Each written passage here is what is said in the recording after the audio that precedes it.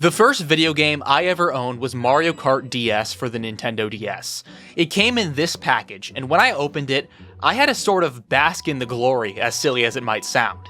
I had spent the last few months of my life captivated by the thought of having one of these fancy Mario games, and now, it was finally in my hands. Because of that, I gave the packaging a bit of special attention. I looked at the included booklets and tried to read them. But I was still new to the whole literacy thing. I maxed out at words with like 5 letters, so I didn't really stick to it. I still enjoyed flipping through and seeing the pretty pictures, and it helped me gather a basic idea of how to play the game. Or, at least, I knew that I had to press A to move. I was still losing most of the time. A few years later, I got a Nintendo Wii with Mario Kart Wii for Christmas. And don't get me wrong, I was excited. But by this time, I had fallen out of the habit of looking over the complimentary reading material that came with each game. I was a lot more partial to just taking out the disc, putting it in my Wii, and playing the game. Still though, the game came with a detailed instruction manual explaining the basic mechanics and wireless features. The instruction manual is actually quite a bit longer than the DS one, although that was primarily due to it essentially being the same booklet 3 times, in English, French, and Spanish. Fast forward another few years, and Mario Kart 7 came out. In the packaging, there was the game cartridge, an advertising booklet for a few other 3DS games, a Club Nintendo code, and an instruction manual. Or, more like, a pamphlet. You fold it out, and... Yup. I mean, it covers the essentials. There's a digital manual too, for what it's worth. Let's fast forward a bit to the Switch era, definitely not because I don't have my Wii U Mario Kart 8 disc or anything, and see what my Mario Kart 8 Deluxe game came with. Nothing. Well, they did use the inside of the printed box as a basic guide on how to use the Joy-Cons, but that's a bit of a rarity.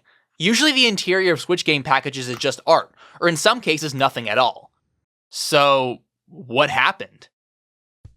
Now, before I go further into this video, my goal today isn't to mobilize you against our greedy video game overlords with some halcyon image of the good old days before they cheapened out on us. Our video game corporate overlords are definitely worthy of some criticism, but the splendor of video game packaging material is hardly the best framing device. I don't think the quality of our gaming experiences in the past had much to do with the inclusion of a Nintendo Wi-Fi instruction booklet with every single DS game we bought. My intention with this video is not so much to talk about the decline of instruction manuals as an inherently good or bad thing.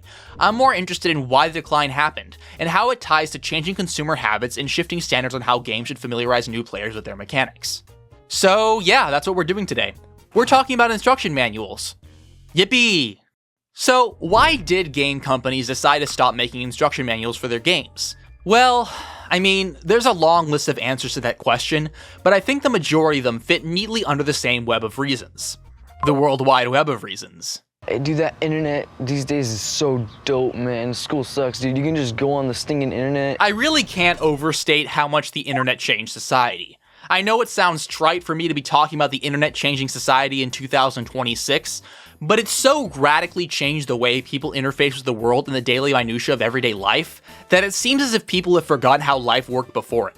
You used to have to look in a dictionary to learn the definition of a word. Now you just Google it. You used to have to call movie theaters to get the times. Now you just Google it. You used to have to open the Metroid instruction manual to find how to get to Turian. Now you just Google it. And the answer won't just be on some forum. There's a whole industry of gaming websites in a perpetual arms race to tell you the best way to do everything in an individual game. When you couple that with everything else the internet offers, it's hard to imagine most people, including me, going to grab their little booklet when they get stuck. I don't really like paper manuals, even outside of the context of video games. Usually when I buy stuff, I prefer to just have access to a copy I can find online, because it reduces both personal clutter and potential environmental paper waste. Though, maybe I'll eat those words one day. When the apocalypse happens and the entire worldwide communication system shuts off, I'll be a lot more confused trying to set up the cheapo ring light I bought off of Temu without a paper guide. So yeah, I mean, in the modern day, when new video games are often sold digitally, consistently patched, and updated over time, are you, as a game developer, seriously gonna cut into potential profits to design, print, and package little instruction manuals to include in your physical copies? You can't future-proof them, you can't guarantee that all players will have access to them, nobody uses them, and they cost money to produce. I shouldn't imply, though, that games nowadays expect you to just Google everything as opposed to figuring things out on your own or with their guidance. Most games I've seen nowadays still provide supplemental guides within their menus, although they aren't presented with nearly as much detail as the booklets of yore. Though, I don't really think they should be, because honestly, for most games, it isn't really necessary, and it hasn't been necessary for a while, debatably even before the dot-com bubble. For decades now, most big releases come out with elaborate tutorials at the start that are designed to make you learn the game while playing it, instead of giving you what is essentially a homework assignment. Some of them are really fluid and fun, some are awkward but endearing, and some make me want to pull my hair out. But they all propagate a certain norm among critics, fans, and developers that video games should be doing this. You should be able to learn the ropes of a game without having to look at supplemental material. Video games should try and walk you through the basics before they let you run free. But should they? Most people would say yes, and I'm inclined to agree, but that standard hasn't been around forever, believe it or not. I don't think I'm alone in this, but when I was a kid, there were several times where I would try and play NES-era games and get stopped dead in my tracks by how cryptic they were. I would go into these games completely blind, expecting to be able to learn the ropes as I go, and I found out the hard way that that was not the case. I mean, sure, I figured out the original Super Mario Bros., but I think that's the exception that proves the rule, given that I'd played tons of Mario games at that point. But playing Metroid for the first time? Good giga! That's a different story. You boot up the game, see the title menu, press start, and that's it. No prologue, no intro, and no answers to the many questions you have. Who am I? Where do I go? What is that thing on my arm? What is a Metroid? Am I a Metroid? Is Metroid a boy or a girl? The game doesn't tell you anything. Luckily, we have the instruction manual, and it does us the favor of letting us know that the main character of this game is not Metroid, it's Samus. And Samus is a boy. Not only does it do that, but it answers pretty much all the main questions we might have about this game and its story. It details our backstory, our role in the wider lore, and the figures we'll encounter. It gives us what we have to do to complete our mission, in this very quaint, charming way. I love these illustrations. You know, it's easy to feel like NES games struggle to exude the kind of personality through their artwork when juxtaposed to what would come in the following years and decades, but reading through the old school manuals is a valued reminder to me that what these games often couldn't express due to graphical limitations was made up for in the supplemental material. Though, I will admit some games did it better than others. When it works though, they feel like inseparable parts of the identity of certain games to me. I mean, where else are we supposed to get our fix of canonically dubious factoids about Mario enemies?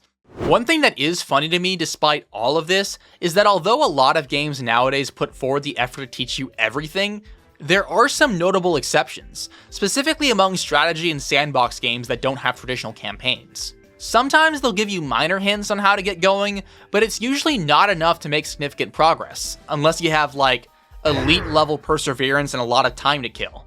And I know games like Terraria get criticized for this a lot, but there's something about that kind of experience that's enjoyable to me in its own way. I can't speak for everyone, but I look back fondly on being a kid and having to check the Minecraft wiki whenever I wanted to learn how to do things. There was a point in time where there was no way to learn crafting recipes in-game. You just had to look them up or figure them out yourself. I remember wondering if boats were in the game, so I just googled Minecraft boats and I learned how to make them. It's a different kind of fun doing that, I think, than being directly led to figure things out. And hey man, if you don't like alt-tabbing or second screening a fan website to find out how to get diamonds faster, and miss the feeling of paper between your fingers, you can always nab the Minecraft Essential Handbook at your local Scholastic book fair. Anyway, as I said earlier, although I do have a bit of fondness for old school video game instruction manuals, I'm not too perturbed by their decline. They were effectively holdovers from an era where consumer expectations for how video games should be designed were very different, and although I think they do have their own artistic merit, they haven't been essential for a long time. If it makes any difference, instruction manuals aren't all gone. You do occasionally see them, often packed into indie games or bonus editions, and it's clear that the companies that still make them very much do it for the love of making them. Because although their utility to most players is insufficient, there still exists a constituency of fans who are fond of them. And I'm happy about that. Just like how the horse went from being a stale ubiquity of daily life to a niche luxury in the wake of the automobile, I think video game manuals have met the same fate. In a way. Am I really saying that? I think I'll say that. I'm saying it.